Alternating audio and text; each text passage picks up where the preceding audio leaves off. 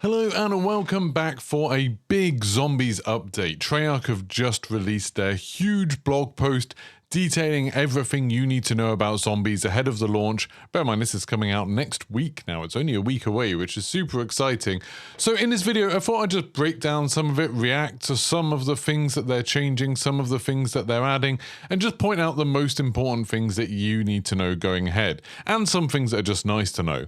So the first section of the blog post is just talking about Liberty Falls updates. When they let people play Liberty Falls at COD Next, I think the general reaction was, this feels a little bit like Outbreak or maybe even MWZ. It felt like it was a kind of normal map and it had zombies in it, but it didn't really feel like round-based zombies. You know, it felt like when we had Onslaught and things like that in Black Ops Cold War, where they just added zombies to a multiplayer map, and it didn't really have the right atmosphere or tone. So they've said that based on, I mean, they didn't really say based on feedback, but that's kind of what they're getting at here, that they're changing Liberty Falls, so they've made it so it's a little bit gorier. There's gorier set dressings, they say, a moodier visual tone, new environmental audio. This screenshot in particular, I think, there's a lot of good screenshots in this blog post. I'll point out quite a few of them. But this gives you a bit of a better idea of what it's going to look like, I think, where it's a little bit more washed out, a little bit grayer, a little bit kind of dustier or foggier. This, to me, still looks super bright. I get that they've like made it maybe a little bit grimier on the edges and stuff, and there's bits of barbed wire and stuff about, but this to me still looks a little bit like what we saw at COD Next, whereas this looks a little bit different. So hopefully that's going to work. They've also said that added additional atmospheric elements related to the map's main quest will also be present. So I wouldn't be surprised if maybe as you progress the main quest, either the Dark Ether breach gets worse and maybe, you know, there's kind of lots more of the kind of purple tornado-y type elements that we've seen associated with the Dark Ether before, or perhaps, you know, a storm will roll in, it'll be a bit of prophetic fallacy, and it'll start getting dark and maybe get some lightning and stuff, maybe it'll start raining. I think that could be super cool. So I think that's a positive thing that they're changing it, but these screenshots don't give me a lot of faith that they've changed it all that much, to be honest. Now, on to something that's a bit more positive, the HUD touch-ups. So lots of people were saying they didn't really like the zombies HUD. As someone that's just been playing Black Ops Cold War today, this now, like this new version of the HUD that they're showing off, looks pretty similar to what Black Ops Cold War looks like, and I don't think it's too bad. It doesn't really have much in the way of zombie styling, but it is nice having the character portraits in the bottom left now, having the perk icons grouped up closely together in the bottom, and this one is just showing off some of the customization. That there is normally a mini-map in zombies, but you can choose to turn it off. And the zombies will normally have health bars over them once they're damaged. You can turn those off as well. And I think I'll probably be doing that. I think it looks so much better without the health bars. I'll probably keep the mini-map on, especially when we're doing the Easter egg hunt, in case that's useful to, you know, find your way around, especially when you're learning a new map. But I definitely think turning the health bars off is probably a good idea, because I think this looks really nice. I think that looks really good. So then there's a little bit of information about Terminus. So it's saying, from the long disused mining tunnels to its use as a World War II resupply depot, to the structures built as part of a shuttered CIA black site, there's a wealth of discoveries to be made across Terminus Island. Given the more recent evidence of heinous biological experimentations led by the nefarious Project Janus group, our newly freed Requiem crew will need to stay on their toes. I think we've seen that screenshot before with the big trap cannon thing firing off before. But this goes through some of the different areas. So we've got the cells and the guard station, which I guess is where you're going to start because you get broken out of the cells. So it says, adjacent is a guard station where your handlers, Peck and Strauss, have barricaded themselves. So Peck and Strauss are still on the map, kind of giving you commands, giving you instructions as you're doing stuff. And there's an interrogation room with the remnants of torture sessions still thing. I think that's there, which is a little bit gross. There's a security overlook and control center, lots of computers there. I imagine the Easter egg will be doing some stuff with some of these computers. And that looks like we've got Wonderfizz there as well. But so it says there, cracked concrete overlook lies below a guard tower, which leads to a 2-level control center with monitor banks and a well-stocked armory. Further down the embankment the prison is built on, the remains of a Project Janus communication structure seem to have been well maintained until the recent excursion. Then there's the living quarters, storage, and mess hall. All of this area, I have to say, it's reminding me of one of my complaints about Black Ops Cold War, that we just got loads of military bases. We got loads of areas that were just like concrete corridors and rooms, lots of the same kind of props, you know, lots of computers and things like that. And this just looks kind of the same. Like, this, to me, looks quite a lot like what we had in Firebase Z, or in D Machine, or in even like bits of Forsaken as well. It's just a lot of concrete and a lot of that kind of military aesthetic, which I'm not the biggest fan of. I prefer the stuff in the Chaos maps, you know, where we had a Colosseum and the Titanic and a sort of haunted house. I thought that was really, really cool. This is all a little bit bland for me, but oh well, maybe there'll be freakier stuff that we haven't seen yet. So there's a large storage area leading down to an unloading ramp to the wreck yard, and on either side is an older structure built in 1942 when the US Navy established a resupply base on the island.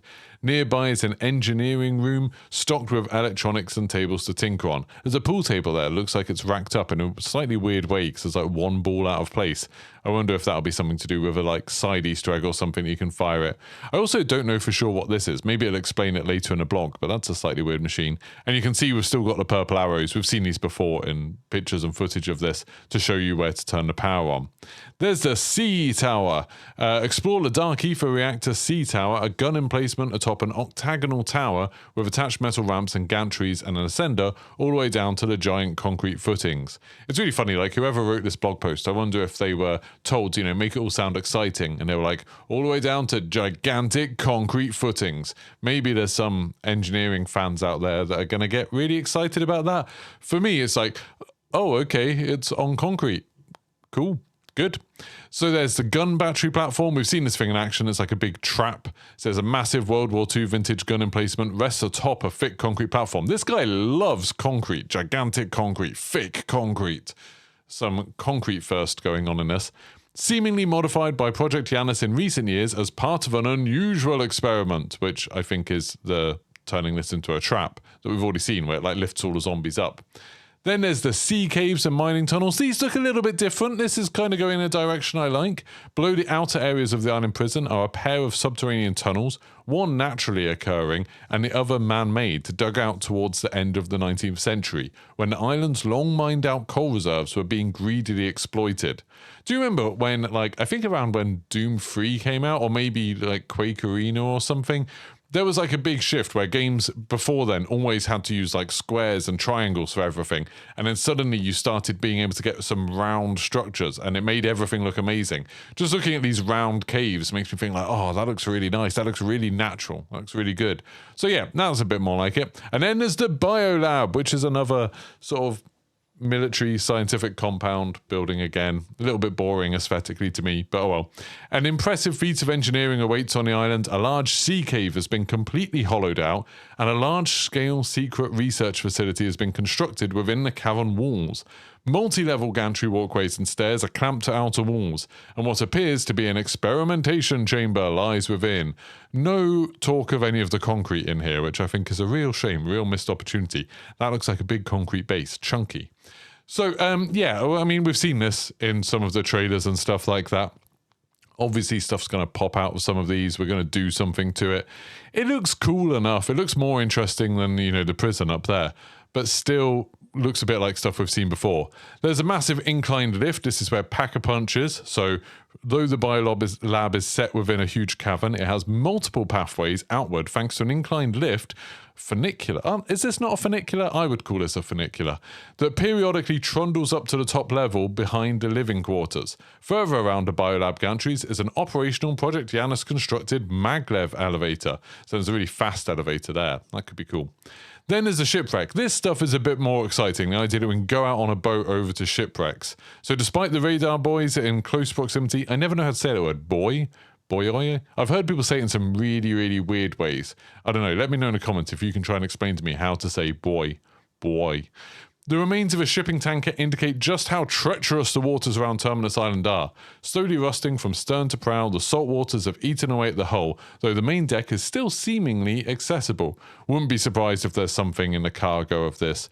The only thing about this is, you know, while it is nice, it's a slightly different environment for zombies. Those of you who played like DMZ, for example, will remember wandering around on ships that looked a lot like this, especially, you know, in Al Mazrah.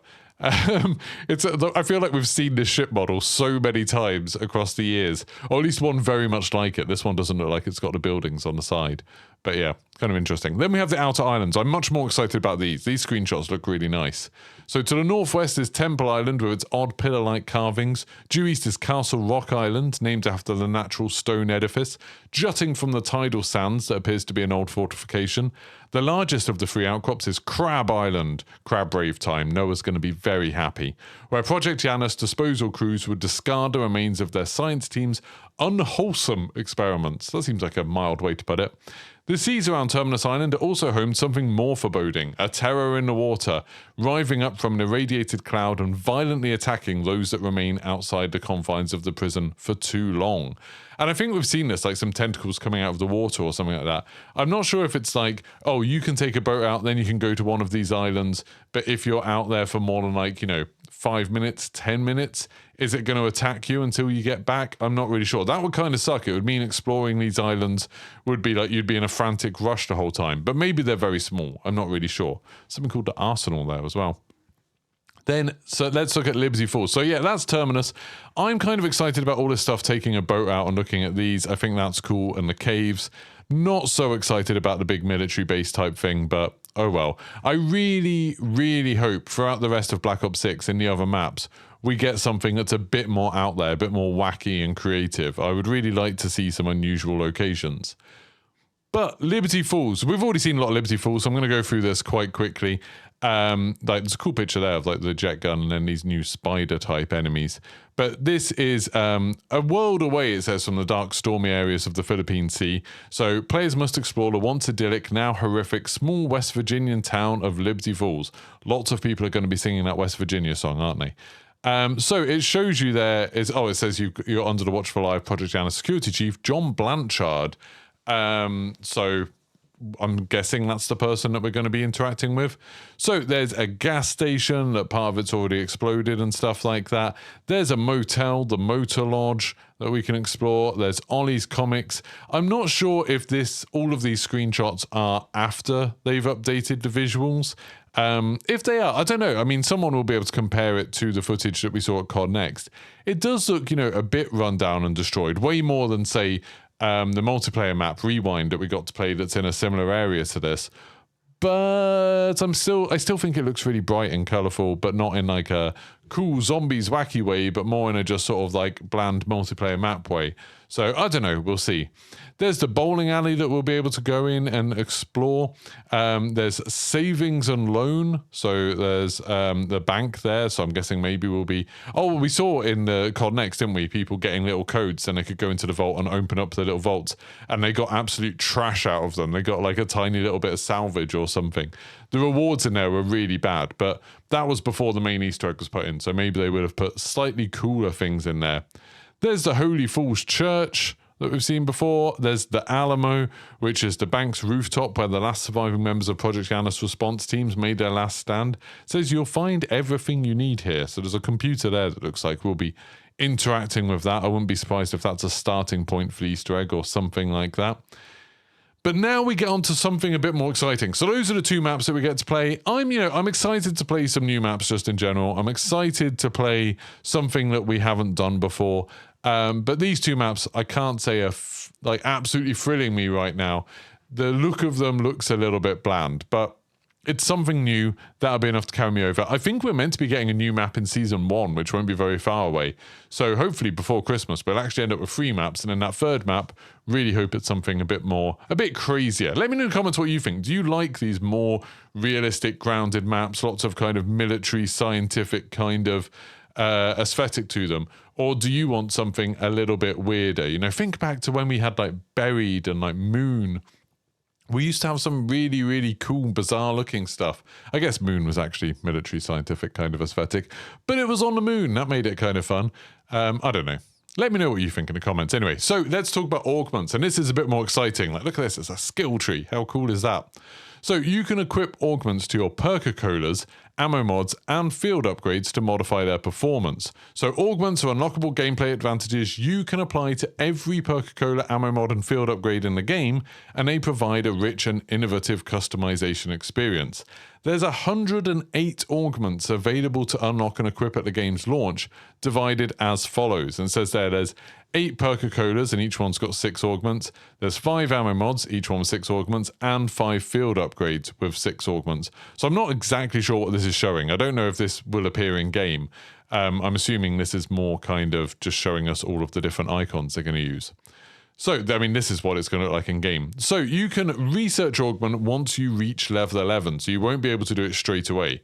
But you choose what you want to augment, and then you start earning just XP in game, just normal XP, to make progress towards unlocking it. Every item has 2 available slots, one for a major and one for a minor augment. And then you can expect 3 major augments and 3 minor augments to choose from. So the major one is a big difference. The minor one is obviously less of a difference. I'm not sure if you will be able to change these when you're in the game. So say if you fully research something in the game, will it automatically choose another one, or will you just stop earning XP? I'm kind of expecting the latter, but it'd be cool if it automatically started putting XP towards something else maybe. It looks like there's actually a path. So like if you're researching... Oh, that's my phone. Sorry about that. If you're researching energy mine, then maybe it will go through and you'll get frequency boost, and then you'll get scatter, and then you'll get so. Yeah, so it says select which item you'd like to research. So I'm assuming that's what will happen, and then you'll slowly get all of them until carousel. And you can see here the ones for energy mine, but I think they actually have information about a bunch of the different ones. So let's look at them individually, because I'm into this kind of stuff. If you're not interested, you can skip ahead a little bit. So these are the perks that we're going to be getting. We're getting Juggernog, Stamina Up, Speed Cola, Deadshot Daiquiri, Quick Revive, Elemental Pop, and PhD Flopper, which we know all of those. No Tombstone worth noting, and no Death Perception either. Are those the only 2 we're missing? Not sure. Oh, Mule Kick. We don't have Mule Kick either. But we do have Melee Macchiato. So you can see here that if I just jump down to the Juggernog increases maximum health. And then the major augments that you can attach to that, so these are the blue ones, are Probiotic, which will give you even more health for Juggernog. Turtle Shell, which gives you some armor on your back. So it's saying like you will completely absorb damage to your back using armor, rather than I think at the moment armor sort of mitigates some damage, but then it will actually like still chip away at your health damage a little bit as well. And then it says no damage mitigation when hit from the front. So does that mean armor only affects your back and completely blocks back damage but doesn't block any front damage? Because that would be quite bad if it had a severe con like that. I'm not sure. And then reactive armor, when armor plates break, nearby normal enemies are stunned for a short time. That sounds kind of useful. And then minor augments, you can deal bonus damage when health is low. Armor plates have more damage mitigation, or you can slightly increase armor durability. So all of those sound good. You know, all of those just sound like, you know, they're slightly smaller things. Then we have Stamina Up. So Stamina Up increases movement speed, you know that. The major augments, you can make yourself immune to full damage, or you can increase tactical sprint duration, or you can walk faster while aiming. I'll probably be taking the walk faster while aiming. That sounds pretty good. And then for the minor augments, you get while tactical sprinting, projectile damage is reduced, use equipment while sprinting, or gain a speed boost after your equipment kills an enemy. So the tactical sprinting projectile damage is reduced might be good. It's interesting talking about projectile damage as if that's a big deal. It'll be interesting, you know, is that just zombies throwing their stuff at you, or are there going to be a lot of special zombies using projectile damage, like manglers, I guess? And then we have Speed Cola. Speed Cola lets you reload and replate armor faster. The major augments are letting your field upgrades recharge a bit faster, reload speed even faster, or weapon magazines are slowly refilled over time. That might be super useful when you're running around, just slowly refilling them, especially for something like an LMG that might take a long while, especially if it refills them while they're stowed. So if you say, like, you've got a massive LMG, you can whip it out, kill a load of enemies, then go back to your other gun, and then switch back to the LMG and find that it's fully reloaded. That could be pretty cool. Minor augments, the mystery box settles much faster. Oh, that's a nice one. Quick swaps lets you swap weapons faster, or fast pitcher lets you deploy equipment faster. That mystery box one is really nice. I hope they find a way to make the mystery box more important. When we played Black Ops Cold War Zombies earlier, we decided to go in just with the starting pistol and turn the super Easter egg off, so we wouldn't have any like extra added bonuses or anything like that. And it was really, really nice being able to just like use the mystery box, see what we get, try and make do with the weapons we got out of it. I really enjoyed it. But the whole year I was playing Black Ops Cold War, I barely ever used the mystery box because I would just take the Harrow in, I'd take the best shotgun in, and then just use that pretty much the whole time. Deadshot Daiquiri. So that's the one that improves your ADS precision and increases critical damage. Normally it just means that auto-aim locks immediately onto the heads. I'm assuming that will still happen, but that doesn't sound like what it's doing there. Anyway, the major augments is a further increase of critical damage, deal double critical damage if an enemy's at full health. That's a super nice one. So your first shot on an enemy will do double damage. And then critical hits have a high chance of adding a bullet to your magazine. So if you shoot lots of people in the heads, it will actually keep reloading your gun. That's really cool too. And then the minor augments, increase damage to armor, reduce hipfire spread, and reduce gun movement while performing advanced movement. Also like an omni movement one, that's interesting. Then quick revive lets you recover health and revive allies faster. EMT lets you revive, if you revive an ally, they get to keep all of the perks on their bleed out bar. Now that doesn't mean they get to keep all of their perks, because the ones that appear on your bleed out bar, normally I think there's only 3 appear on your bleed out bar. So if you've got like 8 perks, then you'll still lose 5 of them. But it does mean that if you revive somebody who's got 3 on and a couple of them have decayed because you've taken too long to revive them, they'll still get to keep them.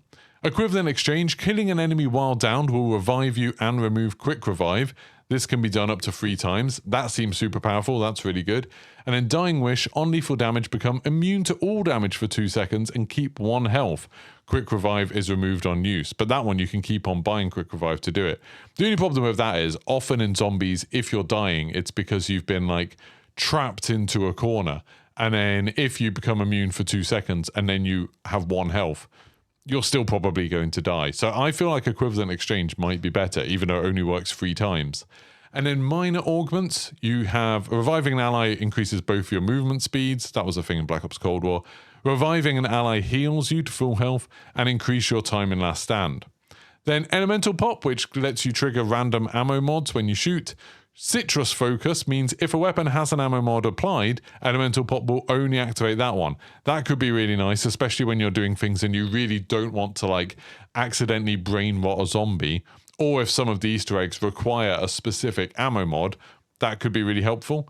Imperil Peach, enemies that hit you have a chance to trigger a random ammo mod. Or Electric Cherry, reloading creates an electric damage discharge that damages and stuns nearby normal enemies. Empty the magazine, stronger the damage. I like compulsively reload my gun, so that's never that useful to me, Electric Cherry. I never really notice it doing any damage at all. And then the minor augments, slightly increase enemy elemental weakness damage. Equipment can also trigger a random ammo mod, and you can slightly reduce all ammo mod cooldowns. Then PhD Flopper, which gives you an explosive dive to prone, which could be really cool with Omni movement, and immunity to self-inflicted explosive damage. I love PhD Flopper. Gravity means just falling from heights creates explosion. Tactical Sprint knocks down and damages base zombies, and sliding into enemies triggers explosions. I like that idea of Tactical Sprint knocking down and damaging base zombies. That could be really, really good, especially for lower rounds where there's not that many special zombies. Just being able to like sprint around and knock everyone over could be really cool, especially if you're just trying to like travel around the map. Then minor augments, become immune to environmental damage when you're sliding, so you can slide through fire and stuff, I guess. Slightly reduce height and distance requirements for explosions, and sliding distance and speed are increased. With this one, aren't you already immune to environmental damage because of it? Unless there's some other kind of environmental damage on the maps, maybe, I don't know. And then Melee Macchiato, this is the new perk which replaces your weapon gun butt with a deadly punch. Quite looking forward to this, I think it'll just look really funny. Espresso, all melee attacks are slightly faster. Vampiric Extraction, melee attacks heal a small amount of your health. And Triple Shot, your punch can hit multiple enemies at once. I like that melee attacks heal a small amount of your health. I think that would be quite fun to use. And you can do it so backpedal speed is increased after a successful melee. Your punch can one-hit kill normal enemies for longer, and melee kills reload a portion of your held weapon. That strength training could be really good for early rounds. Just conserving ammo and things like that could be great. So that's all of the perks. Then the ammo mods also have augments. We'll go through these a little bit faster because just I think they're less interesting than the perks. But you've got all of the normal ammo mods from Black Ops Cold War, plus we have Shadow Rift, which means each bullet has a chance to spawn a black hole. If you're striking normal or special enemies, warping nearby zombies away and dropping some from the air at high speed. So that's kind of interesting. Lots of little black holes appearing. So Brain Rot, the major augments let you charmed enemies can turn other enemies, so it kind of spreads. That's kind of cool. The charmed enemy distracts nearby and normal and special enemies for a short time, and Brain Rot can charm elite enemies. I'm sure most people will go for that. Being able to charm elite enemies is absolutely huge. Then those aren't that exciting, except for charmed enemies explode. That's kind of cool. Cryo Freeze, the big ones. Cryo Freeze can slow elite enemies. Enemies that are killed while frozen may leave a cloud that slows enemies, or enemies are frozen in place. That seems super powerful. And then for the lightning one, for Deadwire, the stunned enemy can spread the stun to others. Deadwire can stun elite enemies. A bolt of lightning strikes from above, stunning all normal and special enemies in the area. I mean, surely you want that one. You want lightning. In everything I do in zombies, I'm never really thinking about min-maxing. I'm more thinking about what's going to look really cool. And that sounds like it's going to be pretty cool. Napalm Burst. Napalm Burst can burn elite enemies, increase burn effect damage, and burned enemies explode on death, spreading fire to nearby enemies. None of those sound that exciting, really. And then Shadow Rift. Shadow Rift can activate on elite enemies, warp one enemy that deals shadow damage to others, and enemies that are dropped from portals will explode on contact with the ground. Again, that sounds like probably the best one, or it doesn't sound that great. Then finally we have field upgrades. So these are all coming back except for there's one new one, Dark Flare. Dark Flare generates a massive energy beam that deals lethal shadow damage. The beam penetrates everything in its path. And we saw this quite a lot at COD Next. This was quite cool, people being able to fire this big sort of laser type thing. And it shows you what level all of these unlock at. So for Aether Shroud, the major augments mean nearby players are also cloaked. Could be really cool, especially if you're rezzing someone. Or you can warp forward a short distance, killing everything in your path. Or you can swap to your dedicated melee weapon as it's imbued with dark ether energy, and kills let you stay in Aether Shroud for longer. So that's really cool. You sort of switch to your melee weapon because obviously remember in Black Ops 6, everyone has a melee weapon all the time. There's a special slot just for melee weapons. So then you can just run around killing stuff and staying invisible for ages. Dark Flare, the new laser beam. One of them significantly increases the duration. One replaces the beam with a sphere that damages nearby enemies as it travels and then explodes. And then another one heals and revives other players. That could be huge. Being able to use this so you've got a damage one, but you can also heal players if they go down without actually having to be right next to them. That could be huge. That could be really, really good. Frenzied Guard, this is the one that repairs your armor and then sort of taunts all the enemies nearby. The major things, teammates can also repair armor from kills near you. You can trigger an explosion on activation and normal enemies that melee the player are damaged or knocked down. Or while you're frenzied, you use ammo from your stock. So that, again, could be really amazing for things that either have very small magazines, so like, you know, a crossbow or rocket launcher or something, or things that have a long reload like an LMG, just being able to use all your ammo without having to reload. And then Healing Aura, the big ones, all affected players have their health regeneration delay reduced and rate of healing increased. The beams and their healing effects persist for a short time after leaving the area of effect, and revived players keep all perks on their bleed out bar. And then Energy Mine, the Energy Mine will split into 3 mines that scatter and detonate 1 time each. Instead of a mine, you can deploy a turret that shoots at nearby enemies, or 3 energy mines will float around you, I guess, as you move around, detonating when an enemy's nearby. Those are all pretty cool. It sounds like Dark Flare is going to be the one to go for me. Like I said, having the sort of hybrid ability of being able to do damage when you want to and being able to res people with it, that sounds pretty cool. So now it goes away from all the augments and stuff. Whew, that was a lot of talking about augments. And now it's just talking about the zombies loadout. So this is what your loadout will look like. You have a main weapon, you have a melee weapon, you've got a field upgrade, a tactical, a lethal, and then 5 Gobble Gums that you can put in a Gobble Gum pack, which is kind of interesting. I do like the fact that everyone has a melee weapon all the time. I think that's pretty good. Other than that, I think most of this is pretty self-explanatory, but we do have Gobble Gum. So Gobble Gums are going to be a little bit different, and there's a complete list, which we'll get to towards the end of this video. So the tacticals that you'll get are all what you'd expect. Concussion, smoke, stim shots, decoys. Decoys super useful in zombies, obviously. Shock charges, symbol monkeys, so kind of a much better decoy, and they blow up, but they do take a lot longer to throw normally. I quite like how decoys, you just quickly throw them out. And then the Casimir grenades that make those little like black holes. And then there's also, there's a bit of information about them there. And it's just showing zombies in-game only. Casmate, in-game only. And then the lethals, frag, sticky, C4, thermo grenade, impact grenade, molotov, blast trap, and combat axe. I think blast trap is like a little mine. So none of those particularly interesting, but that's fine. Then you also get Scorestreaks. I'm not really sure how I feel about the Scorestreaks being in them. I don't love them, but it's fine. You can get the Arc XD, you can get the LDBR and a Hellstorm missile, so no chopper gunner this time. The LDBR launches a missile bombardment, so it's just like artillery, basically. And Hellstorm is a missile that you control, obviously. Oh, no, sorry, there are. I just didn't scroll down far enough. Then there's a Sentry Turret, a Mangler Cannon, which kind of turns you into a Mangler, which looked a little bit odd in the preview stuff they did. Chopper Gunner. Chopper Gunner's like, just lets you basically clear out the entire map of zombies. It lets you do so much damage. And then Mutant Injection. Oh, sorry, that's the one that turns into a Mangler. So the Mangler Cannon is just a cannon, and then the Mutant Injection will let you turn into it. And then you can buy Self-Revive as well. So then we have Gobble Gum. So these are all of the Gobble Gums that will be in the game at launch. I'd fully expect them to bring more out with the seasons. So you've got Rare, Epic, Legendary, Ultra, and then Whimsical. Whimsicals are normally like just silly ones. They don't make you better at the game. They're just a little bit silly. Gobble Gums are single-use power-ups. So if you've bought the Vault Edition, you get some Gobble Gums included with that. You will only be able to use them once. So, you know, don't use them just to see what they do on like round 1 or something like that. You need to sort of use them when you really think you need them or when you've got a plan for what you're going to do with them. Try not to waste them. So it tells you the different levels that they will unlock at there, although it doesn't seem to have the whimsical ones on there. I'm not sure what's going on with that. So the rare ones, these are sort of the more common ones. I'm sure when you earn Gobble Gums in-game, these are the ones that you'll see a lot of. Stock option means ammo is taken from player's stockpile instead of weapons magazine. Like I said, pretty good for some weapons like rocket launchers or crossbows and things. Killjoy spawns an insta-kill. Anywhere but here teleports you somewhere absolutely randomly and then knocks down zombies. So that can be super useful in zombies. If you're getting overwhelmed, you can just suddenly appear somewhere else. And the way zombie spawning tends to work, all of the zombies will be where you were and where your teammates were. If you're playing a 4-player game, you might suddenly appear in the middle of another player's train, but if you're playing solo, you'll generally appear somewhere where there's no zombies. I wonder if on Terminus it can spawn you to one of the islands or something, because then how would you get back without a boat? I don't know. It probably won't. It'll just put you somewhere in a prison.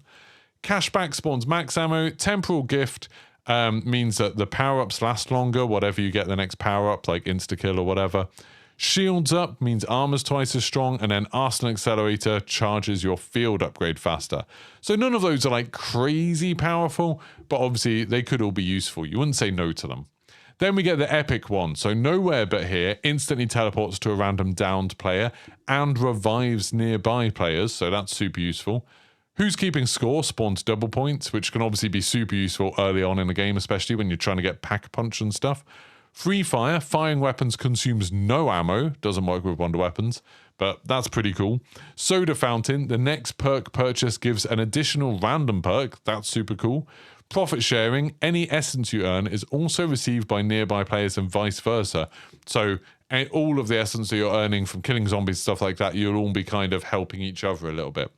Respin Cycle, respins the weapon in the mystery box after it's settled to one of equal or higher rarity, so it won't become a worse weapon, or at least in terms of rarity, but it will become a higher one.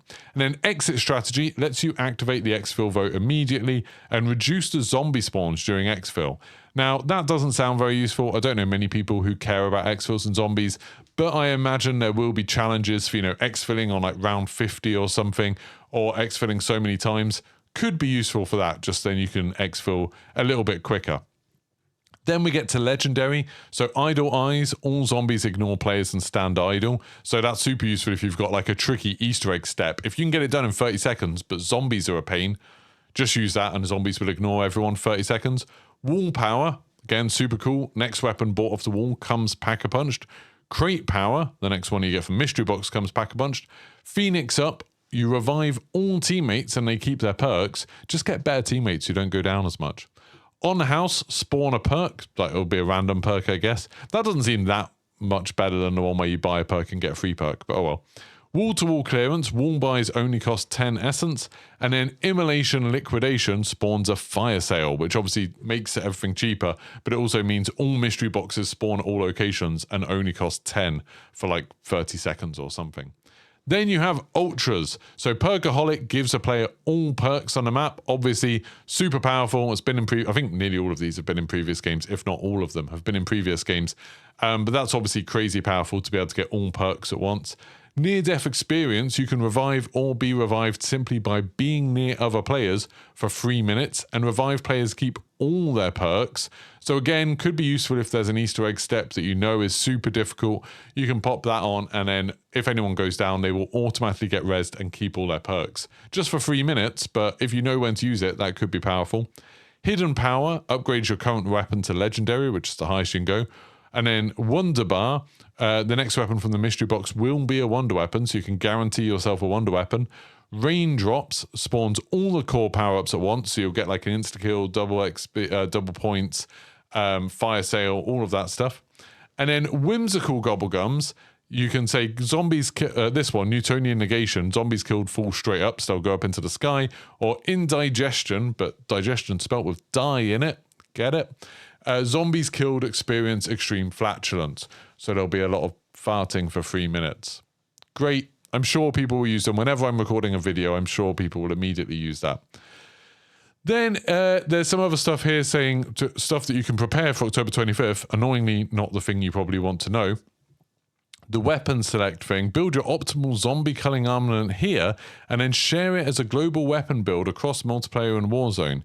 If you've built a weapon in a different mode, multiplayer Warzone, it will appear here along with all attachments, functional and cosmetic. You can then easily add it to your loadout, so that's kind of cool.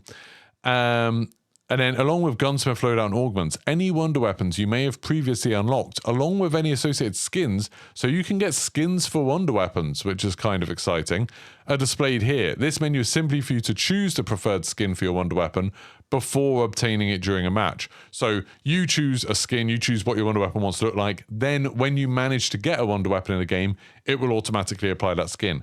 That's how I wish all skins worked in Call of Duty. I really do. Then they could just get rid of loadouts. That's how it works in Fortnite, and it works fine. But yeah, that'd be pretty cool. Anyway, there's also the stuff about there being a dedicated crew. So some people will have this kind of red background. That shows you that they're part of the dedicated crew. So they'll have unique voice lines and things like that. Enhanced story experience and unique content. So you can see there's a marker there just to let you know who has it. I'm not sure. I'm assuming that it will let, if there's 4 of you, all of you play as Weaver if you wanted to. So you might need to communicate with people a bit on your team to decide who's going to be each character. And then saying that in the barracks, you'll have progression challenges, customize, and you can see your zombie intel, which is nice. There's a menu where you'll be able to look at audio logs and documents and artifacts. That's really nice. So you don't have to listen to the audio logs in game. You can go back to the menu and listen to them, which is great. And then it says also unredacted launch comms are coming for other stuff in Black Ops 6. So there's going to be one tomorrow for Weapons Hot, one for which is all about all of the weapons in the game, one about all of the gear, and then one about progression. And that's it. Now, sadly, you might have noticed what's missing from this, and it was the main thing that I wanted from this Zombies blog, which was, when is the Easter egg going live? Because I assume, given all of us will be able to play this from, Thursday, from October 24th, if people do the New Zealand trick, and I've got a video on how to do that if you want to watch it. People will be playing early, but some people won't be able to because they play on Steam or Battle.net, so they're going to have to wait. They're not going to have the Easter egg live when the map goes live, when the game goes live. That would be crazy. I really hope they don't do that because it would disadvantage so many people. So at some point, they're going to have to decide when to turn the Easter egg on. I assume we'll be able to play versions of the maps that just won't have the Easter eggs enabled. Like we did for Black Ops Cold War for D-Machine. There was a version of the map where you couldn't do a lot of the stuff, unless weirdly you put it on the 20 round mode. Then bizarrely you could do the weapon upgrades for the DIE machine. Very strange. But anyway, they had a version of the map where you couldn't do the Easter egg, and then at some point there was a playlist update which let everyone start the Easter egg. I don't know when that's going to happen. Is it going to be on October 25th at some point in the morning or in the evening? Is it going to be on October 26th? I think with Black Ops Cold War, it was on the Saturday. So then it gives everyone a chance to sort of get prepared, maybe get some of their augments sorted and things like that. ready for the Easter egg hunt? I've got absolutely no idea. As soon as we know that, I will of course be sharing it. I'll tweet about it. Maybe we'll even do a video if we get a lot more intel. But if anyone knows about it, put something in the comments below. I'm super interested. Actually, I'll say that if I find out when Easter is going to go live, I'll pin a comment under this video, so check under there. Anyway, that's everything. Let me know what you think about all this. Are you excited for zombies? Let me know in the comments below. If you enjoyed the video, don't forget to give a like, subscribe, turn your notifications on, and, you know, say well done because I recorded this entire thing in one take with no mistakes, which is amazing for me. Thank you very much for watching, and I'll see you for the next one. Goodbye.